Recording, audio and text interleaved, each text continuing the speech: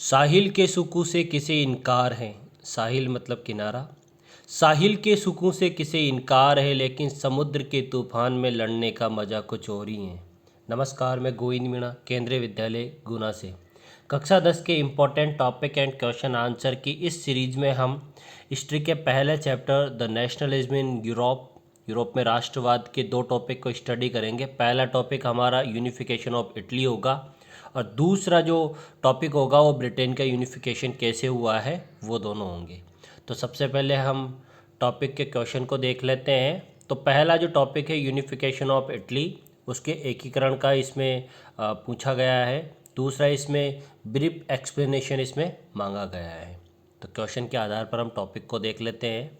तो देखो, इटली जो था 19th सेंचुरी तक यूरोप में इटली कोई देश था नहीं। तो जो इटली की यूनिफिकेशन है वो लॉन्ग एंड कॉम्प्लिकेटेड प्रोसेस थी, यानी लंबी और जटिल प्रक्रिया थी।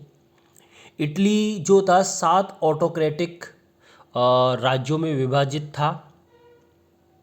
इसके बाद इटली की यूनिफिकेशन का जो सबसे पहले कॉन्सेप्ट दिया ना, वो मैज़िनी ने दिया। मैज़िनी ये चाहते थे कि ये इटली बने और डेमोक्रेटिक रिपब्लिक इटली की जो भावना थी उन्होंने दी, और इटली के एकीकरण को मजबूत करने के लिए उन्होंने एक संगठन बनाया जिसका नाम था यंग इटली।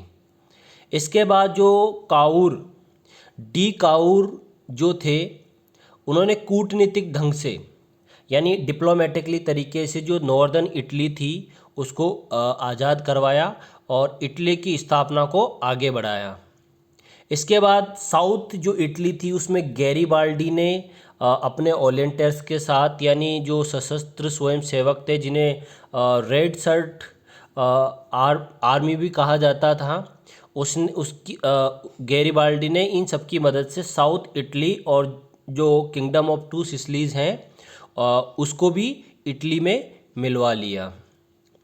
और जैसे ही इटली का यूनिफिकेशन हो गया था तो विक्टर इमैनुअल जो सेकंड थे वो इटली के सम्राट डिक्लेयर किए गए, और फाइनली एक लंबे संघर्ष और स्ट्रगल के बाद जो है इटली एक नया देश बन गया। तो इस प्रकार से इटली का यूनिफिकेशन हुआ।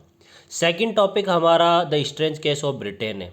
देखिए, जर्मनी और जो इटली है उसका यूनिफिकेशन तो बहुत ही कम टाइम पीरियड में हुआ था, यानी 1848 से लेके 1870 तक के टाइम पीरियड में जर्मनी और इटली का यूनिफिकेशन हुआ है। लेकिन जो ब्रिटेन है उसकी थोड़ी स्टोरी अलग है। उसका किसी वॉर से यूनिफिकेशन नहीं हुआ, एक लंबी प्रोसेस के माध्यम से जो ब्रिटेन है उसका यूनिफिकेशन हुआ है। तो देख लेते हैं इससे रिलेटेड जो क्वेश्चन आने वाले हैं। तो पहला है process of unification of Britain. दूसरा है कि ब्रिटेन कैसे अस्तित्व में आया, और तीसरा है कि nationalism in Britain was different from the rest of European countries, explain the sentence. तो टॉपिक को स्टडी कर लेते हैं।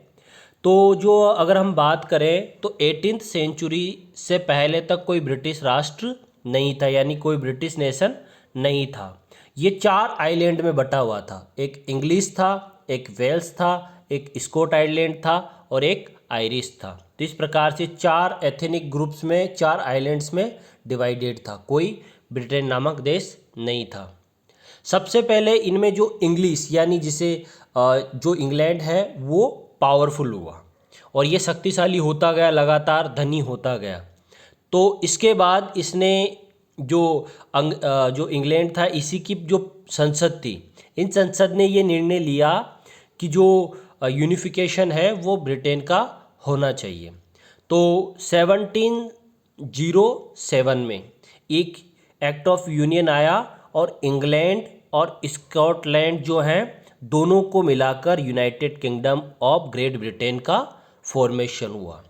इसके बाद 1798 में ऑल्फ टॉन और उनके जो आयरिश रिबेलियन थे जो उनके साथ थे, ऑल्फ टॉन के साथ, उन्होंने एक यूनाइटेड किंगडम के खिलाफ आज़ाद होने के लिए एक संघर्ष किया, लेकिन वो पूरी तरीके से फेल हो गया। और फाइनली 1801 में जो आयरलैंड था उसको भी United kingdom of great Britain में शामिल कर लिया, और इस प्रकार से जो ब्रिटेन है उसका क्या हो गया, यूनिफिकेशन हो गया। तो इस वीडियो में हमने जो दो टॉपिक को स्टडी किया, पहला टॉपिक हमारा यूनिफिकेशन ऑफ इटली था। इटली के यूनिफिकेशन में भूमिका निभाने वाले जूसेपी मैज़िनी थे, डी काउर थे एंड गैरिबाल्डी थे, और फाइनली विक्टर इमैनुअल यहाँ के किंग बने। वहीं अगर हम ब्रिटेन की बात करें तो जो ब्रिटेन है इसमें ये एक्ट ऑफ यूनियन एमसीक्यूज में पूछे जाने के चांसेस बने रहते हैं। ठीक, तो इस प्रकार से दोनों टॉपिक हमारे कंप्लीट हो गए हैं। इस वीडियो को देखने के लिए आप सभी का बहुत बहुत धन्यवाद। Thank you.